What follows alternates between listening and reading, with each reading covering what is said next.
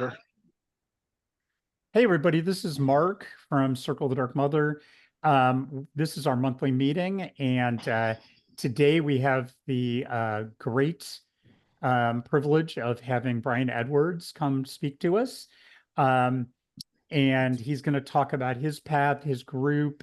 Um, we meet the first Sunday of every month at 7 o'clock EST. And then we do record it and put it on YouTube because most of our people consume it that way. We have about 2,600 people on YouTube followers. So if you're consuming this on YouTube, you can always join us live, but it'll also be on YouTube. So I'm going to turn it over to Brian and let him um, introduce himself and go from there. Thank you. Excuse me. Uh, in advance, I'll apologize. It's been a really emotionally charged week, so I don't feel like Oh, I'm I'm actually sorry. my best today. Yeah, I got a sick cat at home, so she's Oh, kind of worrying the crap out of me. Anyway, it is a pleasure to be here. I feel like Holly roped me into doing this. I earlier posted that I feel like she bullied me into it. It wasn't bullying, but anyway, Bully. say again. What was that? I was calling He Holly was a talking bully. to me. If while I'm talking, any of you have any questions that you want to interject with, please feel free to do so. Actually, I prepared, I guess, a little speech about the Dianic tradition, obviously, but um, I hadn't really thought about talking about Winding Road as an actual coven. But if you're interested in having learning what it is that we do, I'd be happy to go over that as well. Excuse me. Say again. I'm sorry, somebody spoke. I think it was Mike. Maybe Holly didn't get it off mute fast enough. Okay. Anyway, excuse me. Where to start? My name is Brian. I have been practicing witchcraft since I was 19 and I'm now 52. So that's been for quite a while. One could say that I've been a witch all my life. In my family, spiritual gifts run very strong on my mother's side, and it's really funny with them. None of them will ever lay claim to the fact that they have visions, and none of them would ever lay claim to possessing psychic abilities in any way, shape, form, or other. But uh, the interesting thing about it is that they all have foresight, and they're all like profoundly empathetic, or they're, I should say, they're empathic, and none of them are very comfortable with acknowledging that. But as a matter of my natural journey, it was a set of circumstances for me that I think like around the age of 8 was the first time I perceived that someone had passed away. I won't go into all the particulars of it, but I saw a symbol of something floating above my mother's night stand. I could see it from my bedroom into her room. And when I saw it, I knew that someone had died. And about 3 to 5 minutes later, the phone rang, and a cousin of mine had been shot and killed. I didn't really make anything of it in my head. It just seemed natural that I would have that conclusion. Um, I often describe what people think of as the supernatural as like the super normal, so it didn't register as something freaky just actually happened here. But as I progressed throughout my life and I was raised Christian, this gift of mine, and I don't know if any of you have ever had this experience, but it was basically a set of circumstances for me where it would come uh, on me really hard and strong for several months at a time, almost would seem like 6 months out of the year. And then it would disappear and go dormant, and I would think I lost it. And then it would end up coming back. And when it came back even stronger. And this cycle just kept repeating itself until finally I found myself in a situation where I had to talk with my mother about it, and she revealed to me that she had something similar, and we shared our experiences with each other, and it was nice having that as a guiding post.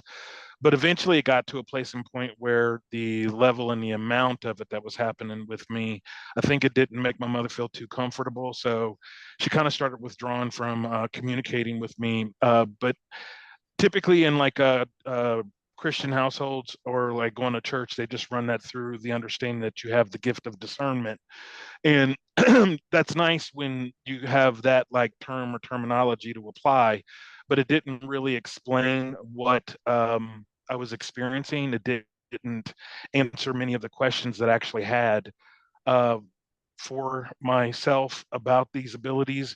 And so, as a matter of natural progression, I found myself moving more and more over into occultism secretly. And uh, I guess here's what's really important if I'm going to talk about Winding Road now. Um, Germane to why Winding Road exists is that when I was 16 years of age, a spirit introduced itself to me in a moment of crisis. I'm gay. My husband's actually listening to this right now. And the crisis that I was having was that from my former Christian upbringing, no matter how hard I tried not to be a gay person, it was becoming more and more clear that I was this thing and I couldn't figure out how not to be it. And it was destroying me inside. And as a matter of a person who was devotedly faithful to his former Christian upbringing, um, this was devastating psychologically. It was devastating emotionally. It was devastating in physical respects too, because I couldn't even sit in the church without having nosebleeds or like hyperventilating. It was affecting me so much, not being able to figure out how not to be this. And in a moment of a sincere crisis, when I went to sleep, and cried very heavily. An entity introduced herself to me, and when it introduced itself to me, um, it asked me, excuse me, it asked me what was troubling me, and I pretty much like explained what I've just got through telling you, but like in a very heartfelt way. And she asked me to ask my question that plagued me, and I just basically was like, was I just born to be destroyed? Am I going to die? You know, and directly after this, to answer the question, she showed me exactly 7 years of my life, starting from age 20 going forward. And I didn't realize that she'd given me this much intel, but it was basically indicating that there was life after this experience. Um, excuse me, but I learned to trust her. And as time went by, I was shown things that I was capable of doing in terms of my own personal abilities. And, like seeing diseases beneath people's skin or being motivated to be in a specific place at a specific time. And this is really important to me about like the craft having saved me and what I try to put forward to people who have had disenfranchised, broken experiences. Um, Being brought to the brink of, in terms of a sense of self, to a place where you've experienced utter desolation, and then finding yourself in a set of circumstances where you uniquely keep um, healing and or directly saving lives of individuals was the stunning thing that she kept putting in me many times over in a position of, or I should say, my own inherent gift kept telling me I needed to be at this particular place at this particular time, or answering phone calls that were wrong telephone numbers, but not hanging up and continuing to talk to a person. And later on down the line, you find that that person was trying to call the suicide hotline, which actually happened.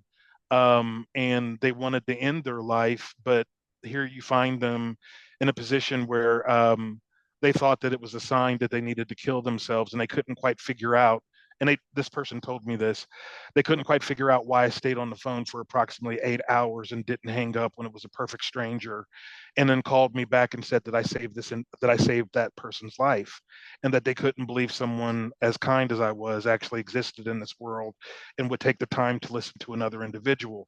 This was the level of heavy-handedness that I found her tutelage and or signs were pointing out to me, and it kind of started to restore myself.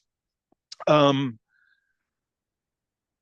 Being in a position where you have felt rejected by God, um, and for things that were completely out of your control, it was rather miraculous to me that there were people out there in this world that had relationships with female deities, and that these relationships that they had with them were so restorative and magical. And I didn't really know that I would find myself in a position where I would end up becoming a worshiper. But flash forwarding, after I discovered the Etruscan Dianic tradition, dedicated myself to it, became completely devoted to its principles, and have not deviated from those principles my entire magical career. I found myself over time transforming and becoming something I did not know a person could become, and experiencing a joy that I didn't know actually existed.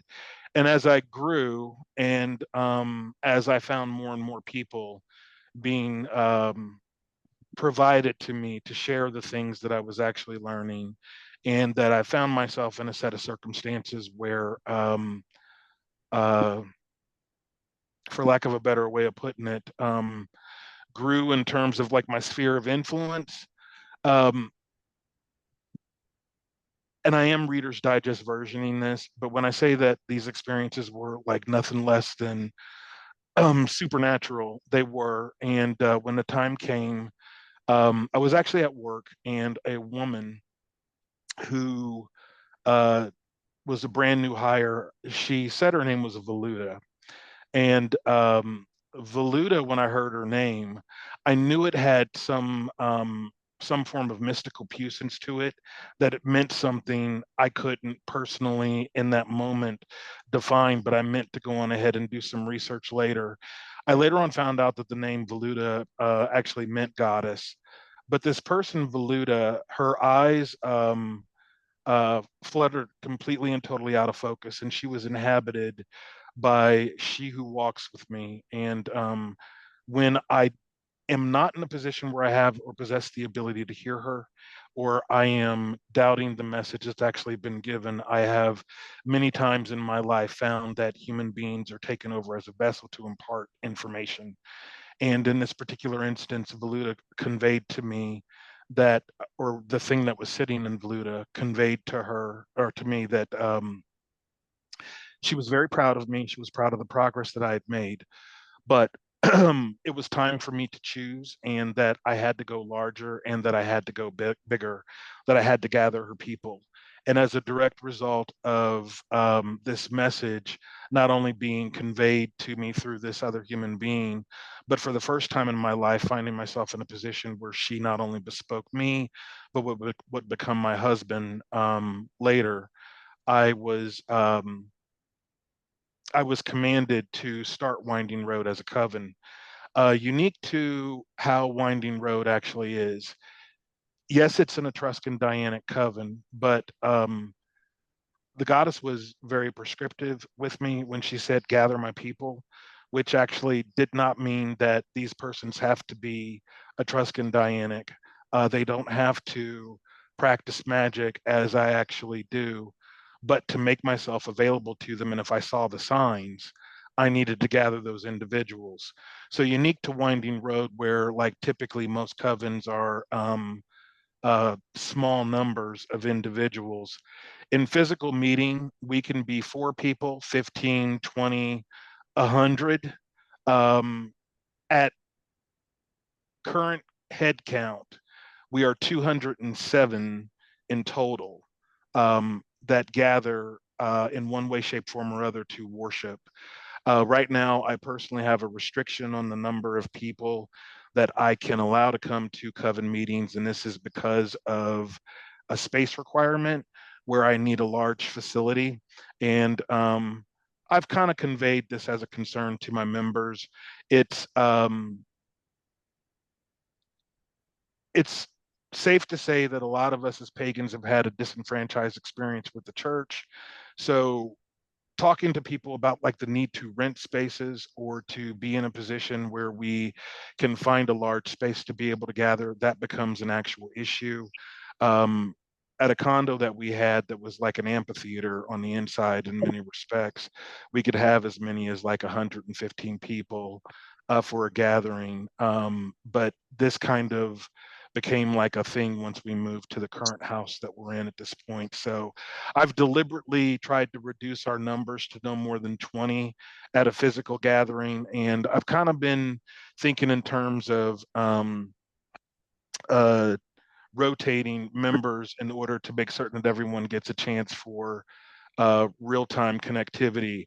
I also feel a little bit like I'm a bit of a televangelist at this point in terms of this making myself available for magical teaching and having so many people that I provide an education to or spiritual instruction, because now I stream, record videos.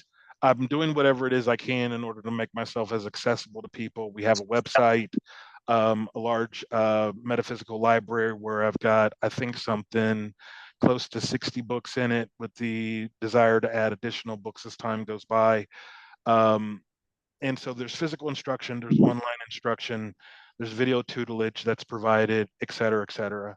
But unlike most covens where people are worshipers of one specific path, we have a, if you, because I heard it stated with your group, you have an inner circle. There are initiates who are Etruscan Dianic. There are people that come to our gatherings who respect the dogma of the coven but are afraid of embracing dogma, and I don't require them to initiate, and they have been coming since the inception of the group. We have persons who are Vanitru. We've had Voodoo practitioners, we've had Gardnerians, we've had Christopagans, we've had a multitude of different faiths that have chosen to become a part of what it is that has been created. Um, it's interesting because a person who, when I was describing how our organization actually works and they heard the size of it, they were like, that doesn't really sound like a coven. It sounds like it's a cabal. My crone often describes Winding Road as being a church, but I have to tell her, you know, unfortunately, that term offends a lot of individuals, and you can't gather pagans to have a church because that's like herding cats. We laugh about that and whatnot, but I try to do it as seamlessly as I possibly can. I show respect for each and every single one of the individuals' individual faiths.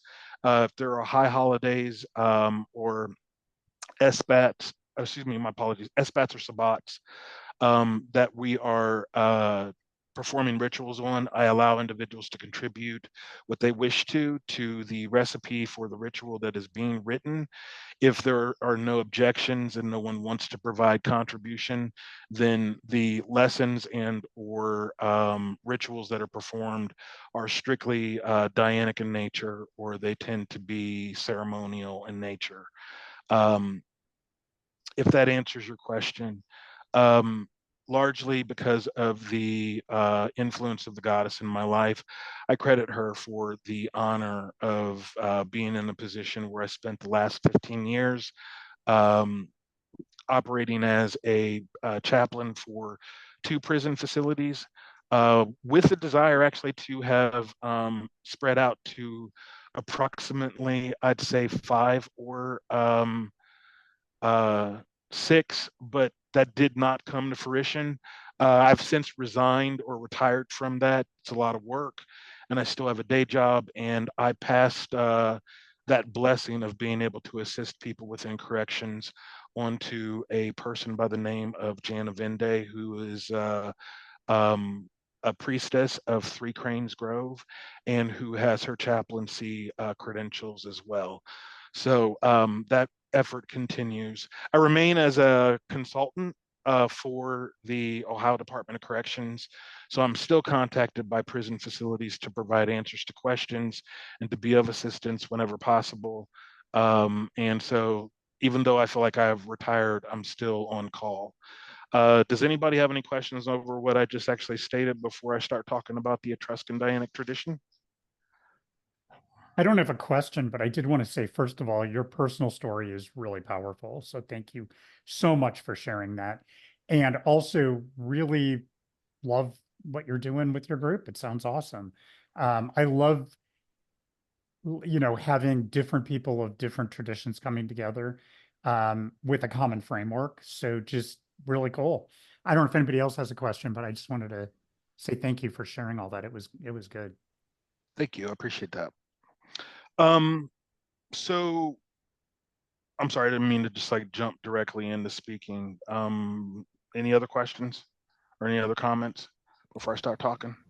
I think what you're sharing is absolutely wonderful, and thank you for sharing. Okay. So what does it mean to be an Etruscan Dianic? For the record, um, talking about this as a faith, as I said before, is very personal to me. It is very powerful, and I don't like arguing religion with individuals, but I will safely say to you that um, I speak highly of this as a magical path because of what it's done for me. And it is something I hold in highest regards, as you will probably hear as I go along. Um, First and foremost, and the most important thing that I must say, and probably will say throughout the entire time I'm talking, is that I do not follow the current Dianic tradition as it is popularly documented online. Currently, if you were to go and look up information online, what you will find is what I refer to as the new Dianic tradition. The new Dianic tradition has been reimagined and rebranded by a person who purports herself to be a genetic witch. Her name is Susanna Budapest. I have some of her books. I do not discount many of her writings. However, this individual has done things I don't necessarily agree with within the new Dianic tradition.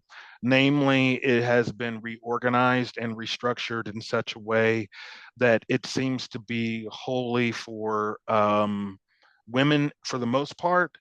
And loosely, I'll say that it seems to be rebranded exclusively for gays and lesbians.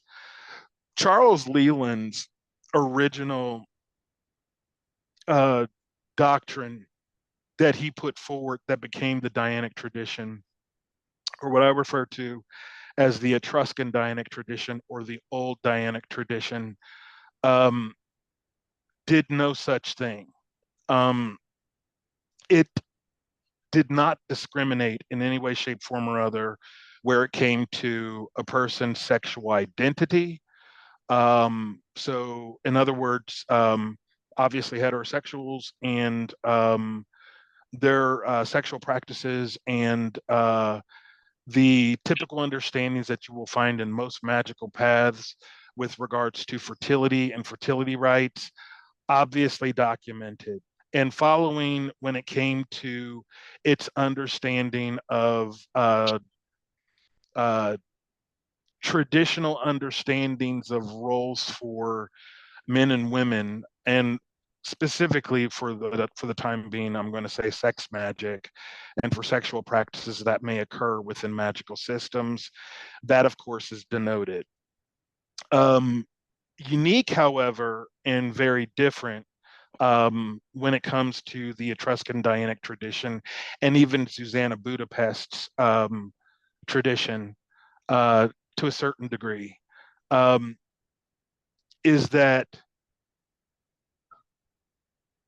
who you are as a male or a female and how you may operate as a magical entity is not solely tied to or ascribed based off of your gender or your physical sex and even your sexual orientation. What actually mattered in the old Dianic tradition is that you are born of men and women, which means that for all males and for all females, aspects of the divine masculine and the divine feminine are found in all creatures. This is not a concept that is actually spoken to in other magical systems that I have encountered, especially where they are traditionalists and will often refer to women as cups or vessels, receptacles, and then, or the chalice. And then when it comes to men who are considered to be projective, have penises and are often referred to as the sword or the wand. This is a pigeonholing, if you will, with regards to who you are based off of your physical form and your physical form only. Um, as it is understood that the goddess and the god created all things in nature, it is then understood that as a direct result, reflected in the human flesh, men and women, as I said beforehand, have aspects of the divine feminine and the divine masculine within us. We have this because we are born from men and women. Excuse me. Um, Natural occurring in societies that is often glossed over and not paid attention to is the fact that no two women and no two men define their masculinity or their femininity the exact same way. Put five women in a group and look at each one and put five men in the same fashion in the same way together, looking at them and looking at how they actually relate to one another, you may see that there within that group is a woman who out feminizes all the other females that happen to be there. And then moving along the spectrum, you have a variety of different representations of what it is as according to that person's personality and how they carry themselves. How they define themselves as individuals and in terms of their sex. The same thing holds true but is often like really kind of comical when it comes to men. In modern day times, we have this understanding of what's been referred to as toxic masculinity. And I'm not trying to be overly feminist or overly, uh, uh, I'm sorry, what? Somebody said something? Okay, continuing. Um, I'm not trying to be overly feminist in my statements, but the it's important to say toxic masculinity here because when you watch typically where like a group of guys actually get together, there usually emerges within the group a couple of alphas, and it's really interesting to see men who may be more in touch with or a little more fluid with their emotional natures try to adjust their personalities for social acceptance in said set of circumstances. So you see what appears to be an emergence of behaviors when it comes to a portrayal of who they are and how they define themselves as men. Um, I kind of consider myself to be a social anthropologist. Maybe you've seen the kind of behavior that I'm talking about when a group of guys get together and a group of women get together. But it's just interesting to look at these particular things in real time in nature as an observation. Why this is important to what I just said in terms of this is a magical system is that I, for my part, entered into this world a individual who was very fey or very feminine as a child, but because my father in his intensity with regards to who I was as a budding young male child, saw that I was a little more feminine, he started like really super pushing at me hyper masculinity to teach me what it was that I needed to understand in terms of me being a male.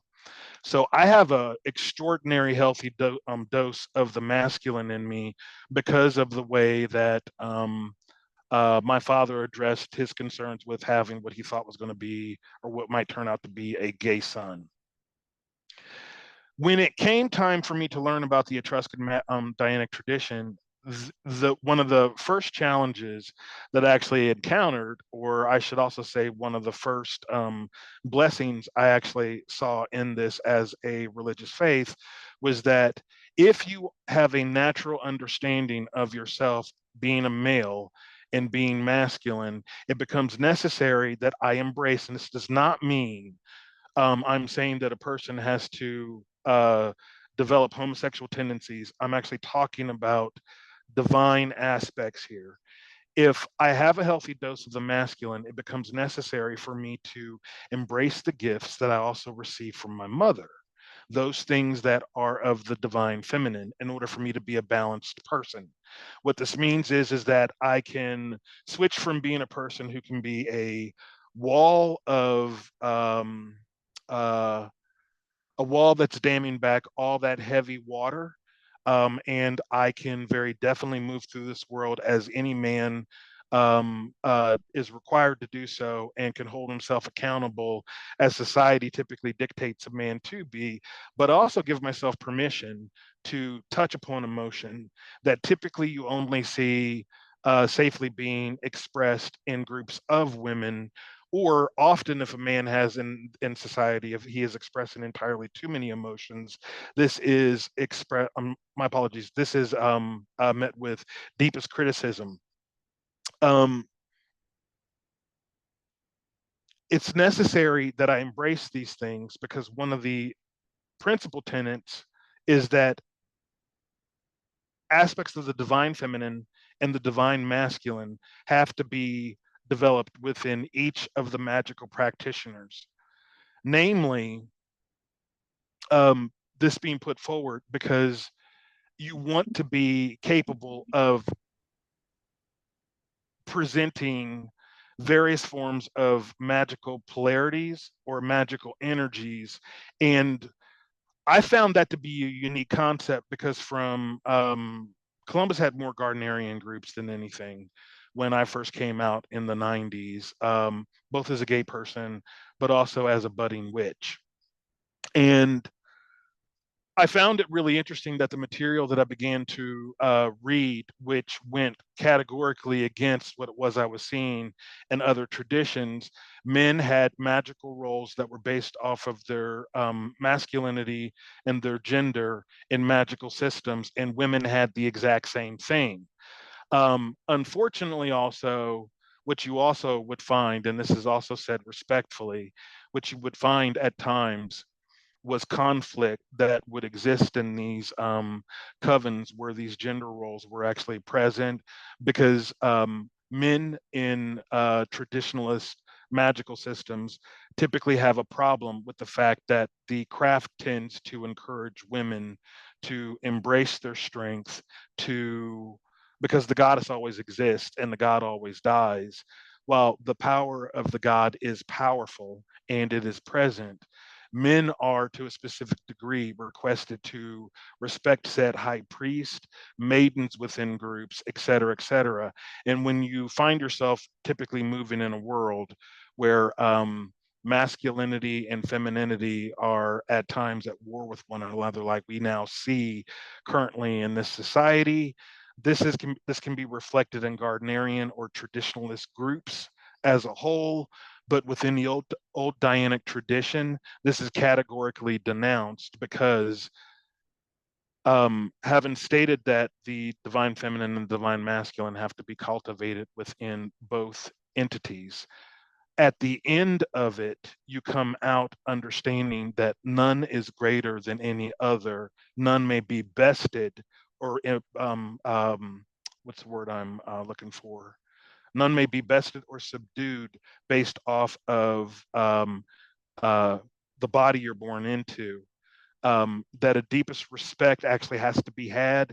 And as a result, what used to exist in the 90s, and unfortunately these books just simply don't exist on the shelf anymore, within the Etruscan Dianic tradition, there were whole concepts and systems that were provided for Dianic households, where, just as an example of what it is that I'm talking about, if a husband found himself in a position where he wanted to be a stay-at-home father because the mother actually happened to be a better breadwinner and they wanted their children to have a parent being present. In a Dianic household, this is accepted and it is encouraged, it is respected, and none is treated as less than. If you look at the way the society typically has things set up, this would be deeply frowned upon. So, in this particular fashion, what I mean to illustrate is that the Etruscan Dianic tradition is not just a magical system, it is a way of life. And it encourages respect amongst the sexes and also amongst the sexual orientations. As reflected right now, kind of currently with regards to transgender issues, which tends to come up now and is spoken to with great uh, frequency, the more and more people step forward and the more they say that they are transgender. I've been on panels with the pagan community where people have asked the statement, is there a place for me? The statement that I've heard is, well, yeah, you can come, but men need to be men and women need to be women. And again, they're basing this all off of what is typically understood to be the magical aspects of the person and based off of the sex organs of the individual and the body that that person is born in. In the old Dianic tradition, actually, my apologies, I should also state, in the new Dianic tradition, Susanna Budapest frowns upon the existence of transgender individuals, biological females or biological females or biological females all day long.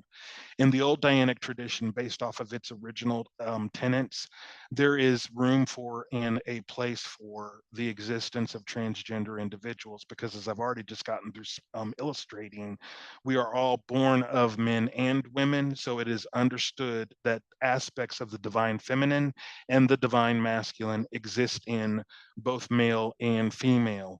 As a direct result, even if a person is in a position where they consider themselves to be a transgender female and they want to be respected as a transgender female, I can do that all day long for you because that's what it is that you say you are. But the reality of it is that this path requires you still, as a matter of balance, to cultivate the divine feminine and the divine masculine to be cohesively present in your body in order for you to generate both polarities should you require to do so. What this actually means in terms of like the overall like big boom of magical practices, let's talk about invocation. In typical groups, if a ritual were to be performed, a female would step forward. If she's to be representative of the maiden, she'd be adorned so.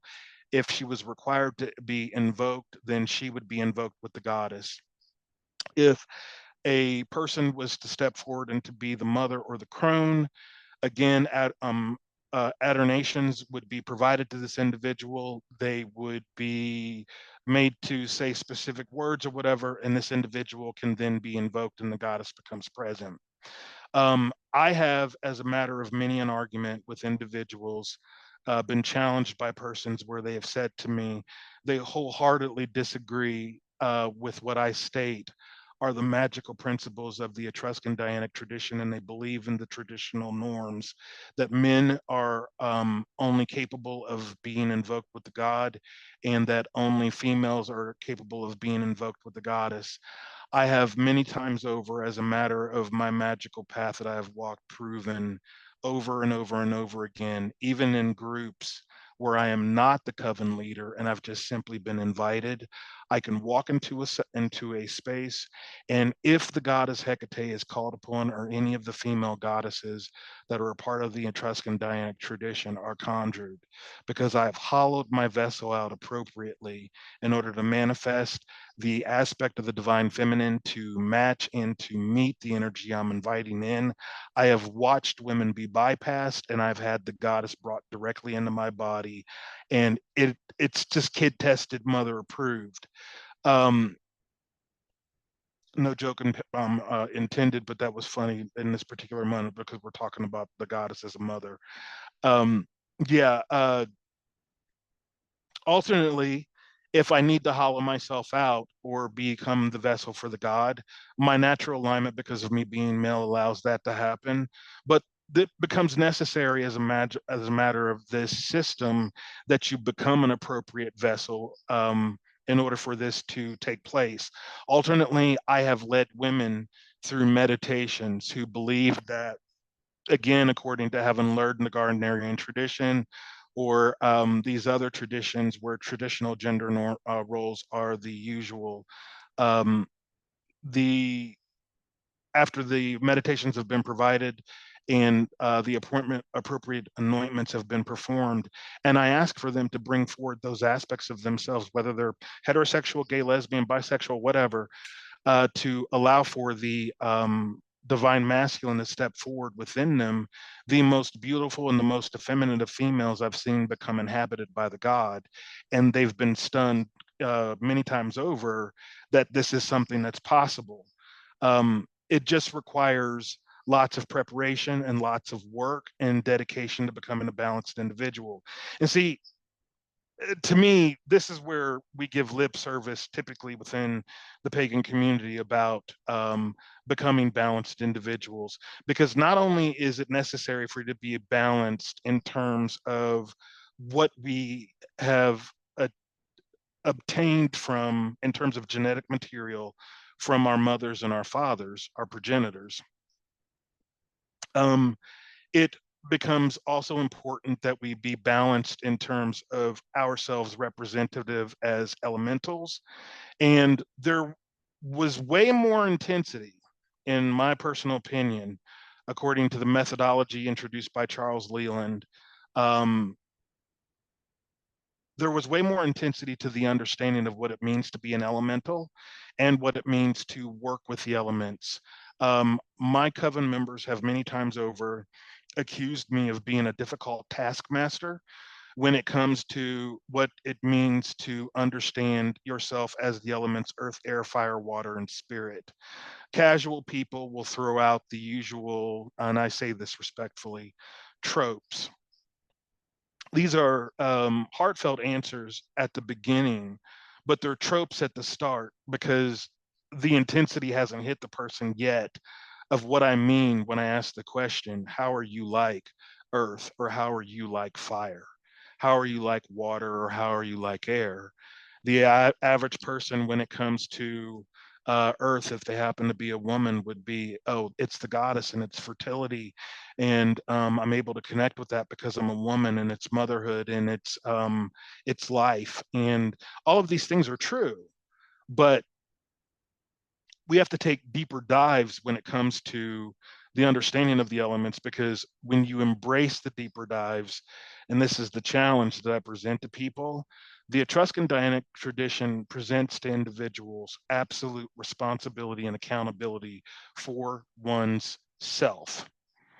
Um, Going back to Earth, when I said Earth, you have that as a statement with regards to how am I like Earth, and so that would be the female answer.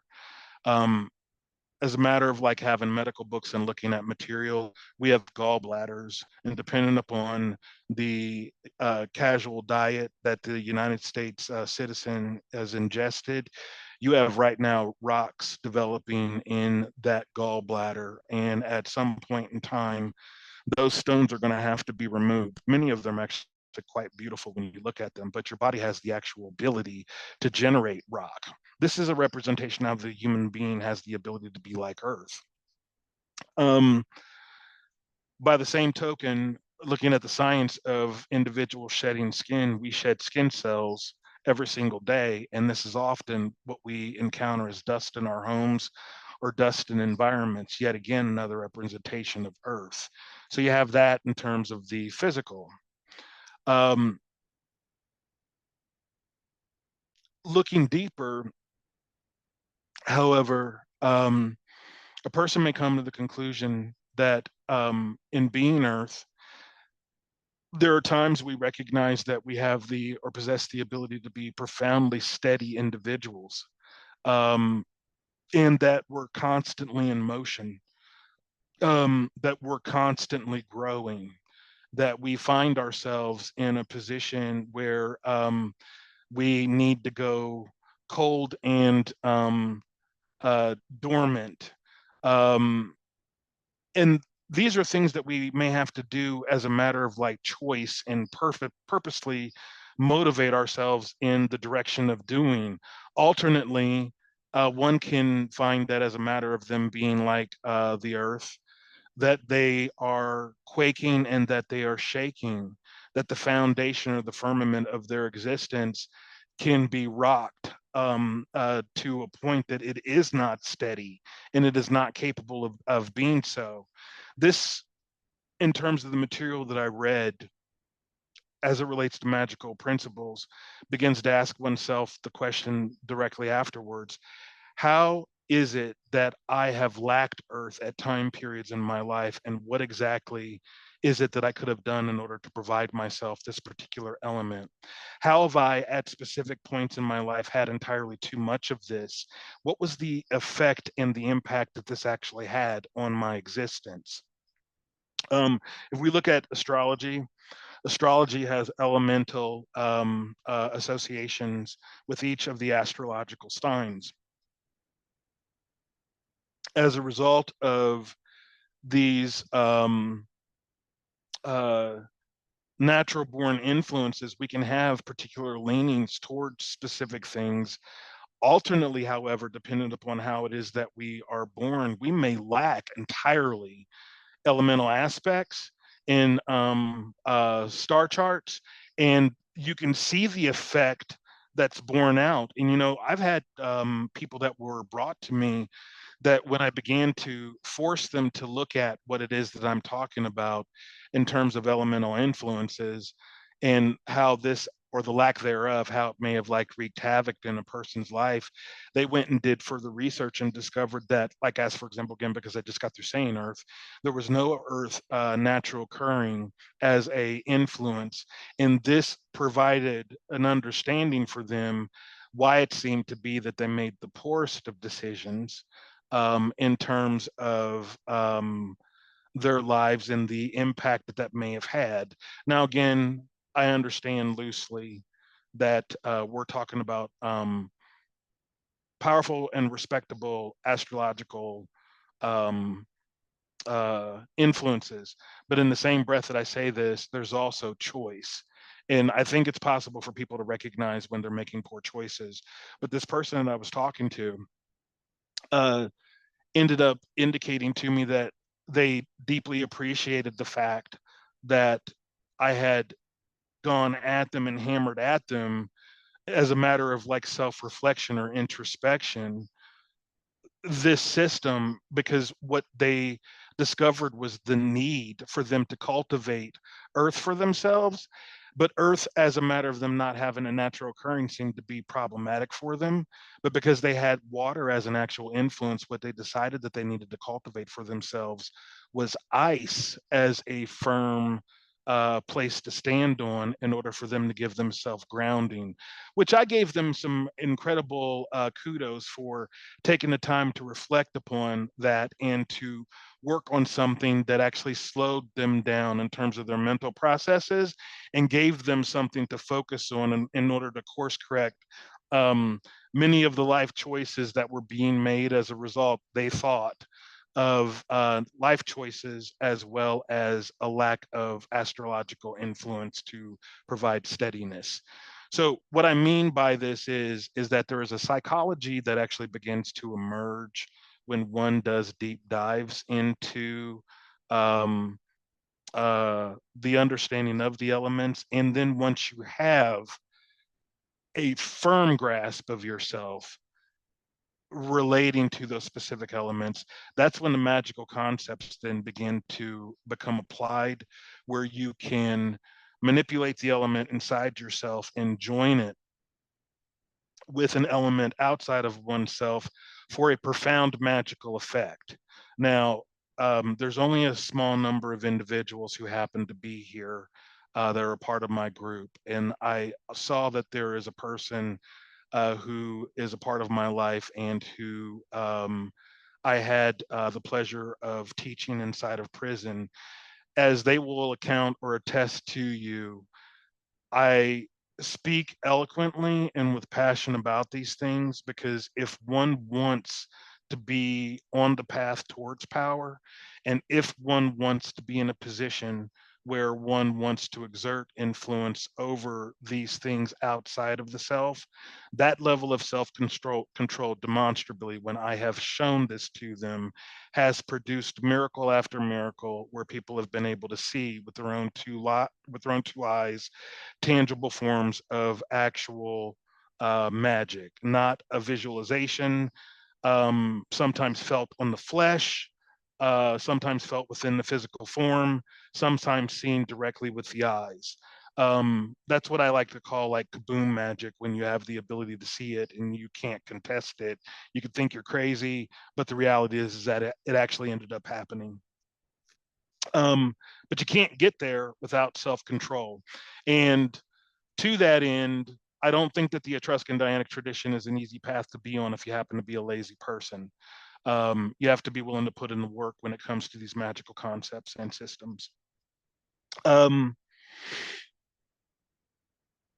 Chief in this system, in terms of the gods worshipped in the Dianic tradition are Diana, who is goddess of creatures, great and small, as well as goddess of the hunt.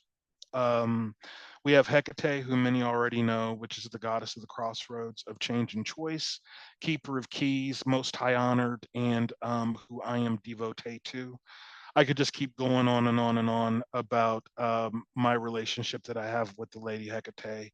I, just as a side, will say that many individuals often portray her as being holy of the dark and what is it, black as death, succubus queen, witch queen, um, uh, goddess of chthonic rites, all things dark. I I'm so sorry that people take deities to the dark place. I know that this is often reflected based off of one's understanding of their life, and I also understand that this is based off of one's own personal pain that they have these leanings.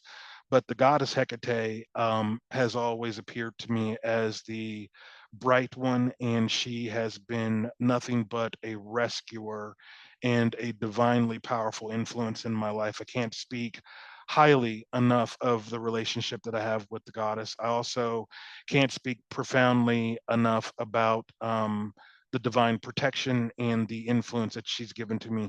I just personally feel like you just can't go wrong with the goddess Hecate, as long as you don't take her to the dark place all the time. One has to understand that when you do devotional work, if you take a god to the bad place, that is the only thing that will be borne out in one's life, plain and simple. If you take it in balance, then that is exactly what it is that you will have in your life. And hi, Holly. Hi, Mike. Um, it, yeah, I think I've said enough on that. Selene is the goddess of the moon, and the moon personified, but she's also the patron goddess through which, in the Dianic tradition, all healing is performed. Yet again, I cannot profoundly enough say positive things about a goddess's name being invoked specifically in ritual when I make the statement Selene Hecate. If I had a if I had a dollar at this point for how many people have been brought to me with tumors and or cancer, and if I took that dollar and threw them all in a jar for the instances where people came with tumors, healing rituals were performed, and those individuals were sent to their physicians. In some instances, they were actually like even categorized as being terminal. Um, they went back to their doctors and cancer was not to be found in the physical form any longer. I'd have about $20 at this point. I have a I in my coven, I should say, because I want to give them credit for lending their energy, but also because I know the presence of the divine is within this organization. Um, we at Winding Road have a profoundly great track record with regards to uh, cancer and healing individuals with cancer.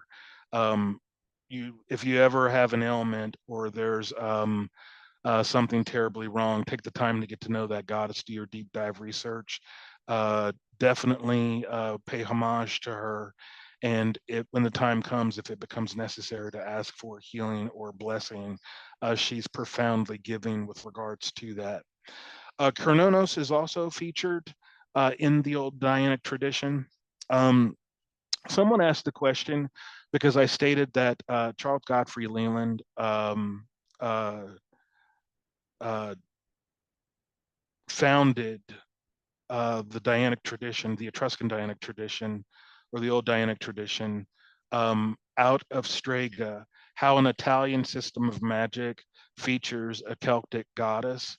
In short, uh, the children of Danu within the Tuatha De Danann are and when one comes to understand collective God consciousness, Danu and Diana are seen as being uh, one and the same.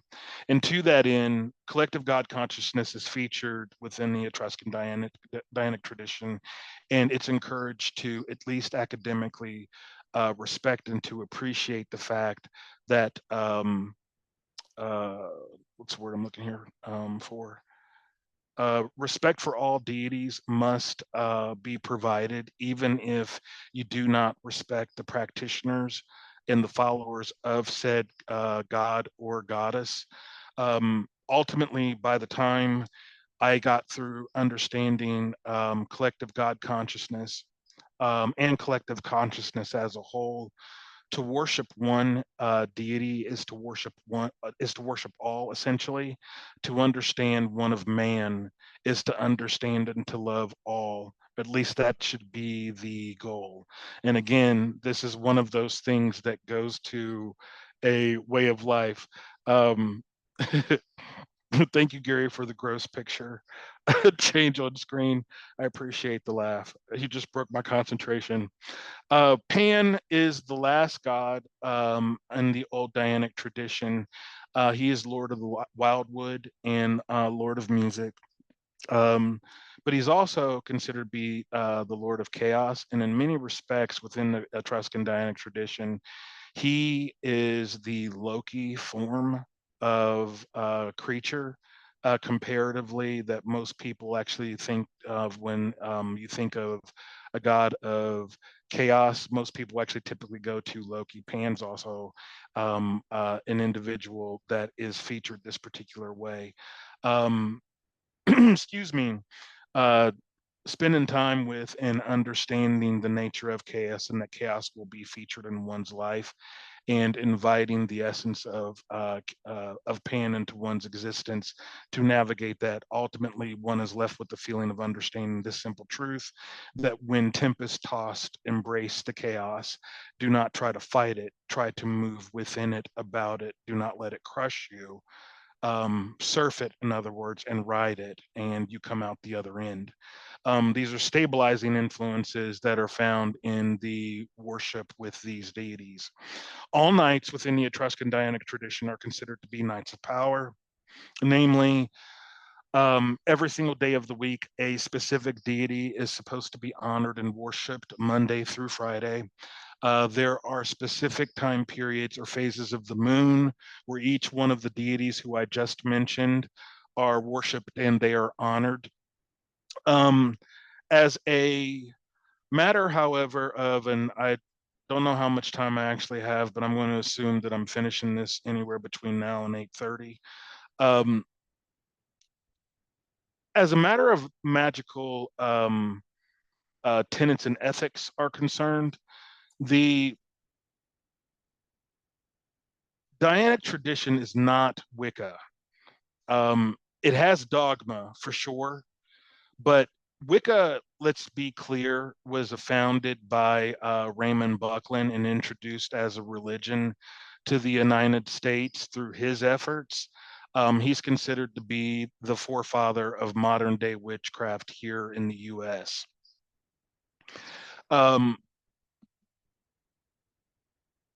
Charles Godfrey Leland died in 1903, and his efforts and his writings um, precede the coming of Raymond Buckland. And as I said, well, I touched on a few moments ago, Charles Godfrey Leland spent a great deal of time with gypsies and learning the magical systems of the gypsies. And it was through his efforts in um, uh, sitting down with and learning from the gypsy witch Madalena that he derived his understandings of what can only be categorized as an oral tradition. It may not be practiced by people, uh, modern day witches, I should say. And when I say modern day witches, I'm going to say all individuals who may be a part of this now current New Age movement that I feel like started around, I want to say 2000 and anywhere between 2010 and 2015 till now. And with that came, with this reemergence, came the notion of rebranded material that existed during another deeply magical New Age period, which took place between the 1990s all the way up to, I want to say, about 2000s. Um, uh, Putting that delineation in mind, what I mean is the coming of people understanding concepts like twin flames and uh, what is it, Merkabas, and like working with Merkabas. All of these things were actually spoken of in older materials that were actually written in the 90s, but the way that they were phrased, the terms and terminologies have actually changed. They've been rebranded, and they're put out on the market now for this current new adaptation of what people are studying as magical systems. Um, so I'm, and I mean to say I show respect for that when I say that. I'm just saying I understand these things under under older terminologies, but my point in bringing this up is that it's not Wicca as people actually understand Wicca, and it is, to my mind, a system of the craft that is easily digestible and able to be worshipped, respecting the fact that one has an aspect of a dark side and one actually has an aspect of a light side. Or alternately, one may be challenged with extraordinary internal anger, and one has to cultivate a light side to balance that out. One of the very first things I feel like in the 90s, the goddess actually showed to me were the magical patterns that move through the air. I don't know if you know what I'm talking about right now, but I'll try to describe it to you. She was speaking to me, and she began to show me the world, I guess, if you will, meaning that I was out in the park and I'm looking at trees and the vibrancy of trees, and I'm looking at the vibrancy of the grass, and I'm looking at the vibrancy of the flowers, and I'm looking at the vibrancy of the blue sky with the clouds that were actually present. But in the same breath that I'm sitting here and I'm looking at that, there were energy patterns that were moving around off of all of these things. And when I turned and I looked in the sky, even the sky had what looked like uh, gray waves of energy moving back and forth off of it. The trees had the same thing, so did the grass. The closest thing that I could actually like associate this with would be heat waves that you might be able to see off of blacktop on a hot summer's day. Um, these energy patterns, as I looked deeper, took on color. And when I looked at the way that they were interacting with one another, the only way that I could actually describe it was chaos. And even in looking at human beings, these same energy patterns that comprise them all look like chaos. And I remember her asking me, as a matter of showing me what it was that I saw, what did this make me recognize and what did it make me understand? And I spoke in that moment and I said to her that I see the chaotic energy patterns, and I recognize now that I have an intense responsibility in terms of what I put out into the world that touches these chaotic energetic patterns, because there is so much chaos. What it is that I provide, if I don't want to add further combustion, has to be a matching opposite energy in order to keep things stable. To which I received what felt like the most profound energetic hug wrapping around my body for recognizing the wisdom of this statement. Again, um, going to that accountability thing that I spoke of beforehand, I was being taught an accountability, but by either a guiding spirits or something that I would say is associated with the Lady Hecate, or is perhaps a representation that's easily digestible by as the Lady Hecate for me to take in. Alternately, however, as a magical principle within, or I should say, supportive to this as a magical statement within the Etruscan Dianic tradition, where there is the statement of "an it harm none, do what you will" in terms of the craft. This is further expounded upon that all magic done must be done so for the betterment of all and in accordance with free will. And to that end, even if it is required on my part to use magic in such a way that I may cause harm to another human being as a direct result, and that what it is that I've done um, to the outside looker may appear to be one of the most painful things an individual could do to a person, if what it is that I have done in terms of releasing a magical force and following this, if it is done in accordance with the free will of the individual, if it is done with the understanding of for the betterment of all, meaning that I am not simply casting to punish, but it is a set of circumstances where I am doing something that may be painful, but that is for the betterment of not just myself, but perhaps all other parties involved.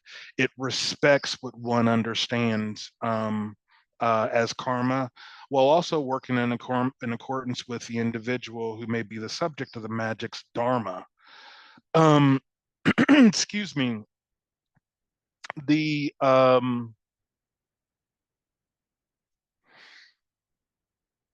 the wheel of the year that's followed within the Etruscan Dianic tradition is the same as documented in many of the faiths.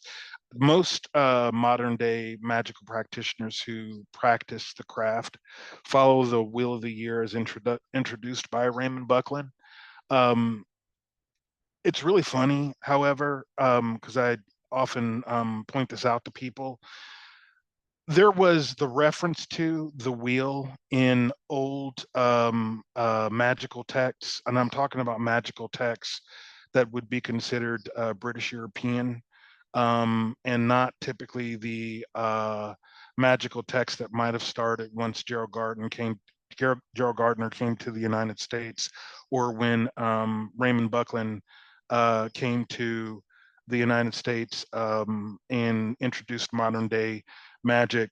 Um, they began to decorate physical forms of wheels of the year and putting these things in magical texts. The books that I had did not have physical years, wheels of the year in them.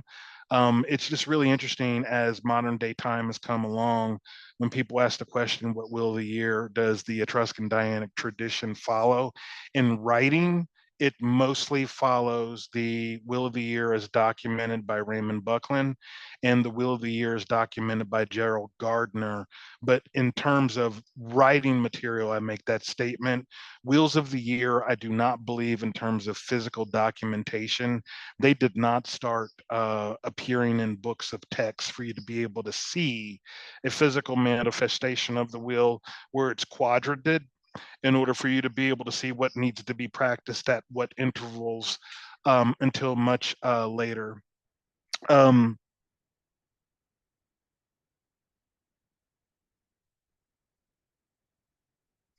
there was something important to that just popped in my head, and it's gone, and I hate when that happens.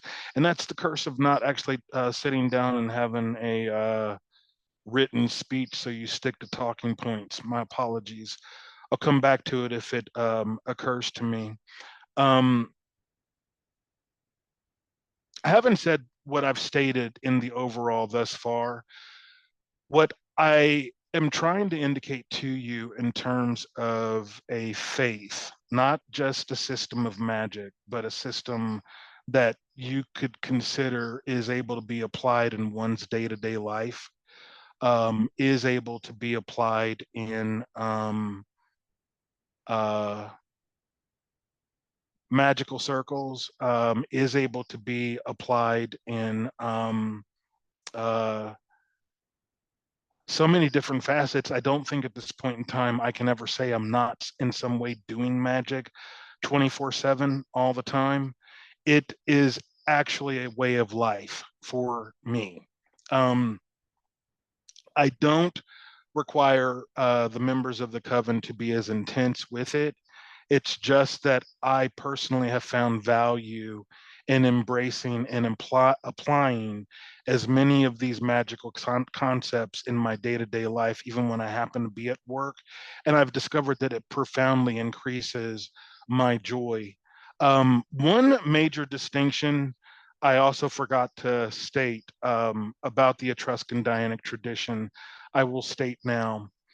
Um, Ceremonial magic, which is all things considered to be Judeo-Christian and is all celestial, and is performed typically by people who refer to themselves as magicians. And witchcraft, which is all things considered to be goddess, all things earth-based and elemental and found here in the earth. Um, all all of the traditions that happen to exist in the world put forward an argument that ceremonial magic and witchcraft are things that are supposed to be kept separate.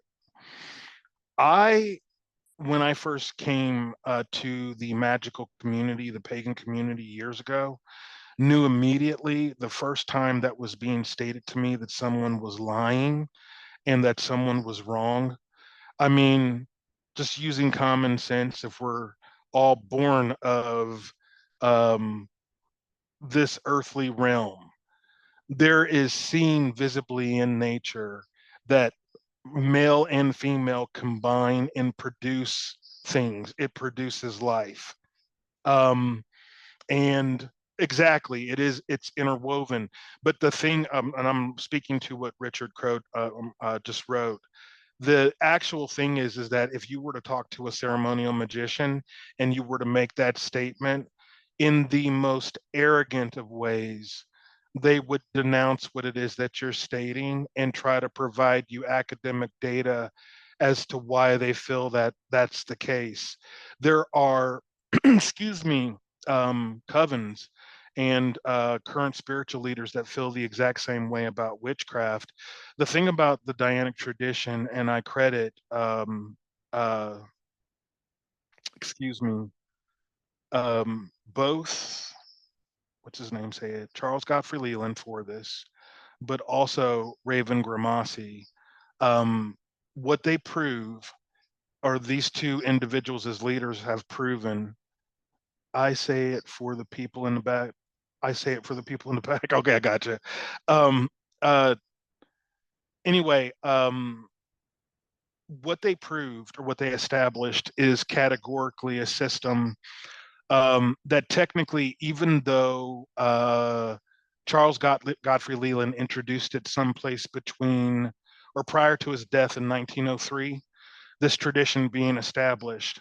Um, he, as I stated beforehand, derived the magical systems that are documented in his texts from Strega. And having said that, um, according to Raven Grimassi, who just recently died within the last 5 years, found a court document from the 1700s of a witch trial. And because of this document, and until I find, and I'm always going back and researching to see who's trying to outdo each other in terms of like establishing what tradition is the oldest in the world. Um, excuse me.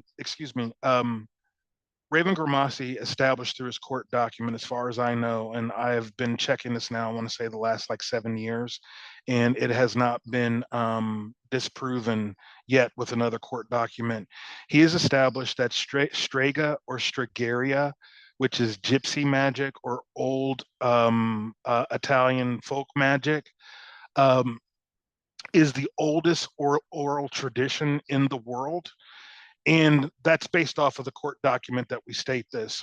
But, excuse me, given that Charles Godfrey Leland says that the Etruscan Dianic's magical systems were derived directly from Strega, in order for a modern day person to practice magic and learn it and to expound upon it and to grow within it, I have continued my Strega studies throughout my life, but side by side within the handwritten texts that are written from a grimoire that was written from a copy of a grimoire, from a copy of a grimoire, from a copy of a grimoire, according to the documentation of uh, Brian, say his name again, Charles Godfrey Leland, and based off of the book that he was provided by the gypsy witch Madalena.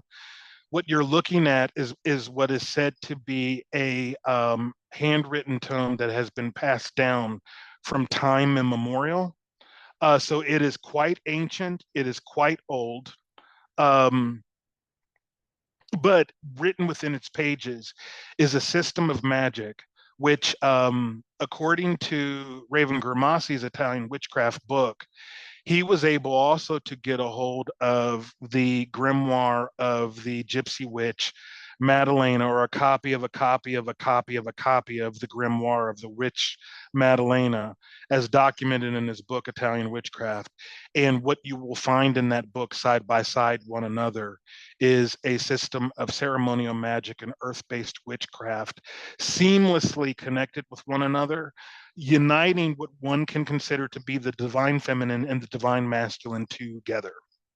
So, from my particular standpoint, when I sit back and I say that I am both a ceremonial magician and a witch, but I don't often say I'm a ceremonial magician. I just say witch because I like the word. I like the word because it simply means wise one. And who's got anything or could ever have anything against wisdom?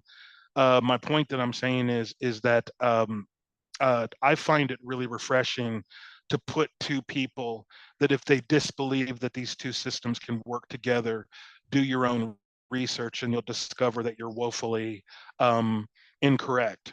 And I think, given that it's 8:26, I will stop talking and I will turn the floor open to any individuals that have questions over what it is that I've stated. Hey, before anybody asks any questions, I just want to say thank you so much. I agree with everything you've said. I don't practice the tradition you do, but the tradition I come from totally agree with the fact that men and women are both male and female and have those energies, and that it's not all about the plumbing, it's about the spirit. This, I'm sorry, No, go ahead. to interject with what you're saying, with all this anger and hatred you have now circulating the internet, and I know the internet's not a real place, but it Right. does it is representative of the darker thoughts that people are currently having. I've never seen men and women more destabilized from being able to communicate and connect with each other like I've seen it right now. And I often reflect on the fact that if these guys that think that women are supposed to stick to traditional gender norms would simply open themselves up and read what I've read and shut up, what a Yep. peaceful world it would be. Mhm. I'm stunned, senseless. Like, but then by the same token, alternately, the female that does not understand her power in this world and has been associated that she, unfortunately, and by the way, this is said respectfully with no misogyny intended. I say this from the standpoint of coming from a long line of powerful women. Mhm. And when I say powerful women, I mean powerful enough if two, max three guys went after one female in my family, I'm pretty certain that she could handle one and a half of those dudes on her own and maybe run out of energy on the third. And that's actually saying how brawny the females are, while also being incredibly beautiful. I've got a beautiful Mhm. family, but Mhm. in the same breath that I sit there and say that, I struggle and have always struggled with the notion of women that don't understand how strong they really are because of the way that they've been associated and educated not to understand that strength. And to what it is I've been talking about, this system requires over time, it just cultivates such empowerment Mhm. that I've watched women that couldn't speak up change into individuals that could, and who, I'll just say the following, even if it got if this is the only way they could get there, if it meant it ignited their feminist journey and they got their fire where beforehand it was doused with water, then I'm proud of them for having gotten it. But continue with what it is that you're saying. I'm sorry. I just Yeah, wanted to no, throw that out no, there. totally agree. And men would be happier in our society if they could get in touch with their feminine side and be more emotional. Exactly. So many are so suppressed and just ugh.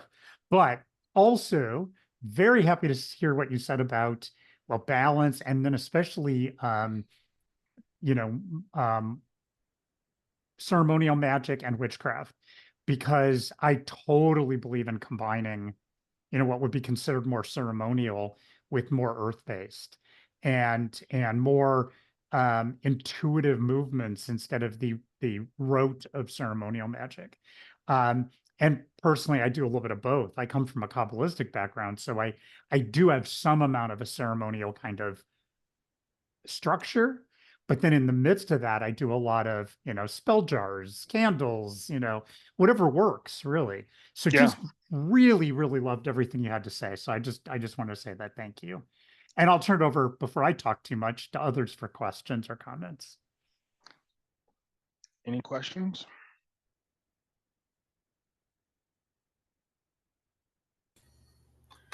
No, I don't have any questions particularly. I do like the things that you've shared. I find it very bizarre that people take ceremonial magic to this high extreme to right or left perception about like what it is you're actually trying to accomplish, and how you're exercising the spirituality with things that you're task oriented. It's about spiritual agreements. It's about contracts and building relationships with spirit and your own spirit, and gaining higher and deeper aspects of yourself being awakened, and being able to exercise that relationship on a very intimate and very deep level. I find it kind of confusing that you wouldn't use what's naturally inherently around you and influencing you and imposing upon you, and constantly under flux of change and transformation. It just that seems very odd when you actually look at traditional manuscripts and getting out of the lodge-based system structure and starting to dig into the historical context. It was conjure oriented.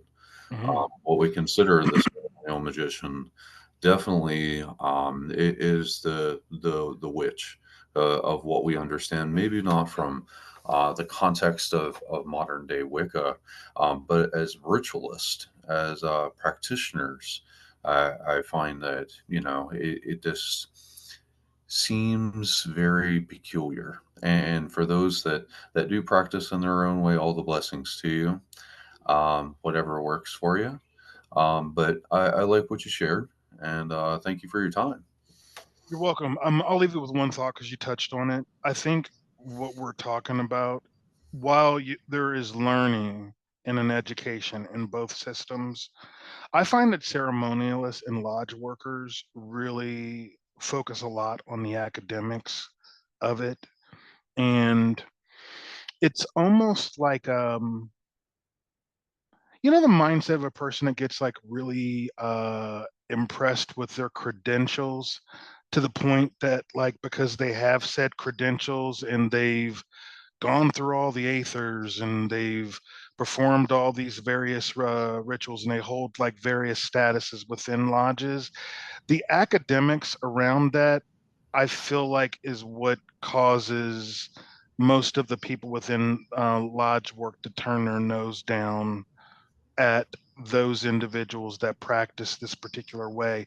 But it's like I was telling someone who's no longer living. Um, I respected him deeply. I considered him to be a friend, although I discovered that many times over I upset him by the challenges I put before him. And I don't mean, like I said, to be such a challenging person, but when you speak in absolutes, like you're going to get lots of pushback from people because you believe da da da da da.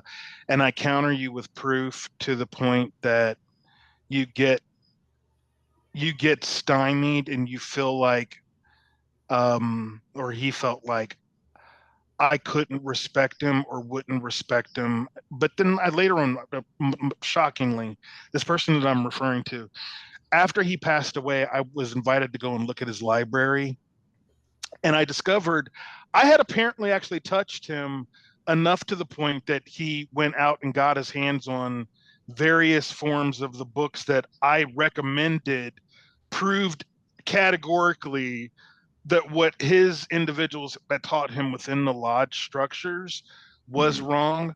I basically had to like put it to him this way. In modern day times, you have people that are now starting to speak to the Shekinah as a power source or a godlike energy source that individuals have the ability to tap into. To look at what the Jews have an understanding of within Kabbalah as well as Talmud as it relates to the Shekinah.